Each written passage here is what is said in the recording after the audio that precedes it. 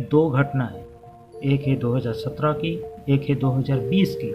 2017 अगस्त महीना, बीजेपी शासित गुजरात बनासकांठा, कांग्रेस के तत्कालीन उपाध्यक्ष राहुल गांधी के काफिले पर पत्थर से आक्रमण।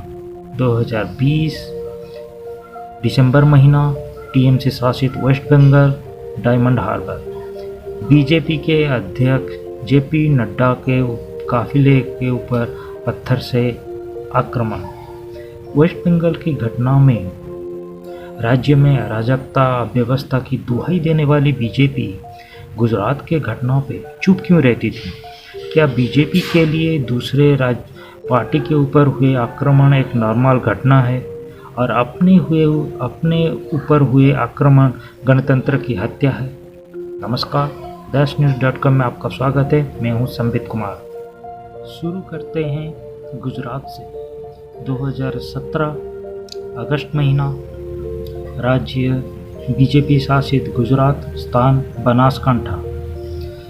बाढ़ प्रभावित एरिया का जायजा लेने गए कांग्रेस के तत्कालीन उपाध्यक्ष राहुल गांधी के काफिले का विरोध होता है और उनके कार के ऊपर पत्थरबाजी होती है। 2020 दिसंबर महीना, राज्य टीएमसी शासित वेस्ट बंगाल, स्थान डायमंड हार्बर।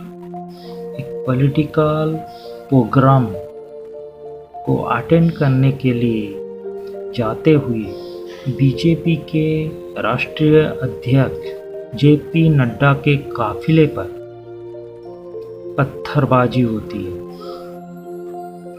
2017 में गुजरात की घटना को एक सिर्फ दुर्भाग्यपूर्ण घटना बोलने वाली बीजेपी 2020 की वेस्ट बंगाल की घटना में राज्य में अराजकता, राज्य में अव्यवस्था की दुहाई दे रही थी। इसके साथ 2017 में अपने सरकार को क्लीन चिट देने वाली बीजेपी 2020 की घटना के लिए तत्कालीन सरकार टीएमसी को जिम्मेदार बता रही है, जबकि 2017 में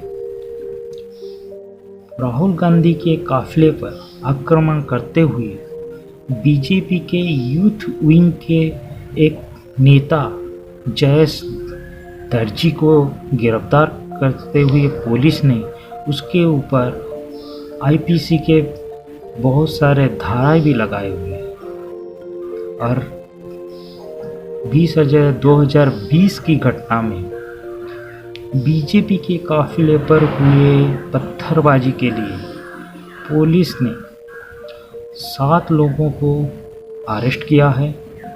उनके ऊपर मुकदमा भी चल रहा है और बीजेपी के एक लीडर राकेश सिंह के नाम पे भी एक एफआईआर हुई है। 2017 और 2020 दोनों घटना में पत्थरबाजी हुई, लेकिन दोनों घटना में केंद्र सरकार की रोल शक के दायरे में आती है।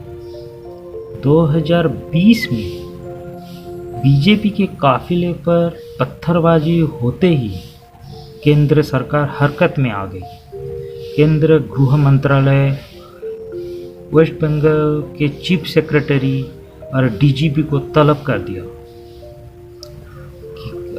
गवर्नर से रिपोर्ट मांगा गया और उसके साथ वेस्ट बंगाल के गवर्नर धक्कड़ साहब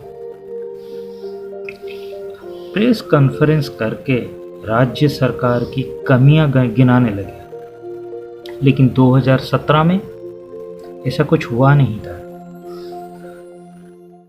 ना केंद्र सरकार हरकत में आई, ना राज्य गुजरात से कोई रिपोर्ट तलब किया गया, ना गुजरात के गवर्नर गुजरात के राज्य सरकार के खिलाफ कोई कमियां गिनाए, ना कोई प्रेस कॉन्फ्रेंस की। 2017 में राहुल गांधी के काफिले पर हुए पत्थरबाजी को बीजेपी ने सिर्फ एक दुर्भाग्यपूर्ण घटना ही बता दिया, और इसके साथ ये शायद एक प्री प्लान पॉलिटिकल इवेंट हो सकता है, ये बताने के लिए भी नहीं भूले। तत्कालीन केंद्र गृह राज्य मंत्री किरण रिजिजू इसके लिए राहुल गांधी को ही दोषी ठहराया। उन्होंने बताया कि राहुल गांधी एसपीजी के रूल फॉलो नहीं किए, वो अपने हिसाब से अपने काफिले को ले गए, इसीलिए उनके ऊपर पत्थरबाजी हुई। जबकि वेस्ट बंगाल में पत्थरबाजी होने से राज्य में अराजकता, अव्यवस्था, राज्य सरकार की नाकामी, ये गिनाने के लिए बीजेपी पीछे नहीं हटी। 2017 और 2020 के पत्थरबाजी घटना में एक चीज कॉमन है, वो है बीजेपी कनेक्शन। 2017 में बीजेपी के यूथ विंग लीडर जयेश दर्जी के अगुवाई में पत्थरबाजी हुई थी। 2020 दिसंबर महीना में बीजेपी के नेता राकेश सिंह ने भीड़ को गाली दी, भीड़ को उस्काया, और उसी का रिएक्शन का नतीजा था पत्थरबाजी। तो हर दोनों चीज में बीजेपी की नेता के संपृक्ति कुछ सवाल खड़ा करता है, लेकिन बीजेपी है कि मानती नहीं, इसके लिए वो दूसरे के ऊपर दोष मढ़ती है।